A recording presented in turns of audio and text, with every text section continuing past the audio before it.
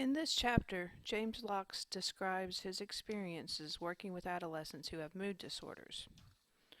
You'll notice throughout the PowerPoint that I've hyperlinked a number of documents for you that will provide more up-to-date information on the various topics in this chapter. This first hyperlink, notice the colored title with the underline and click on that, will take you to a page about depression in children and teens published by the National Institute of Mental Health. Pay attention throughout the slides for other hyperlinks. As you know, depression is common during adolescence. As you can see here, depression becomes a stronger risk factor as children age, and early intervention is important in long-term prognosis. Depression may look differently in teens than it does in adults. Whenever you are assessing your client and building a diagnostic impression, remember that there are a number of developmentally appropriate issues that teens might experience, such as bereavement, separation anxiety, or an adjustment disorder that could mimic the signs and symptoms of depression. Instead of strictly following the content in this chapter, I thought that I would supplement the chapter with information regarding the different diagnoses and how they are treated in the new DSM. Here you can see how major depression looks in the new manual. Here's another hyperlink to Title II. This will take you to a page that describes these changes. In teenagers, there are a number of risk factors that could increase the likelihood of depression. In general, females tend to have more depressive symptoms, and I'd encourage you to be especially aware of depression in your early adolescent girls.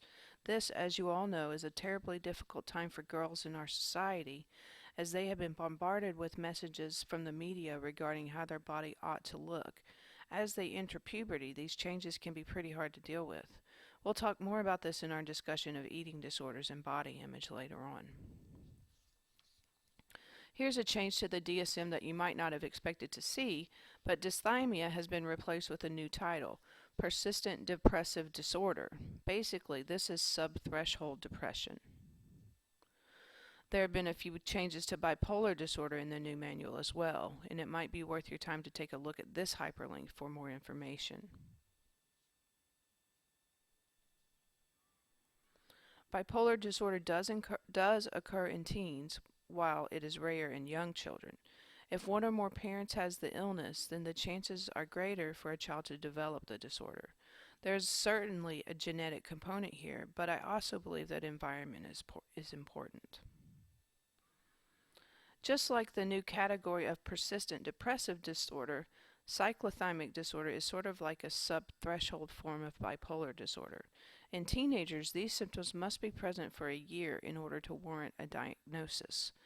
Like other mood disorders, cyclothymia is rare during childhood but usually begins to present during adolescence. As an aside, there are no significant changes to cyclothymia in the new DSM. Mood disorders, because they have a strong biological component, are usually quite responsive to treatment with medication. As you guys know, brain chemistry is rapidly changing during adolescence. If you have a client that you're working with that is taking medications for depression or bipolar disorder, educating them about their medication and how it could impact them will be an important part of counseling. Here, I've hyperlinked pages that will give you more information about the FDA-approved medications that are used to treat depressive disorders and bipolar disorders in teenagers. When you begin to work with teenagers, remember that this period of life is the most developmentally significant, second to early childhood. In addition to the changes associated with puberty, teens are moving towards autonomy and independence. Their progression along this trajectory is determined in part by their environment. During early adolescence, you are likely to have a greater chance of involving the teen's parents, as the teen is still emotionally connected to the family.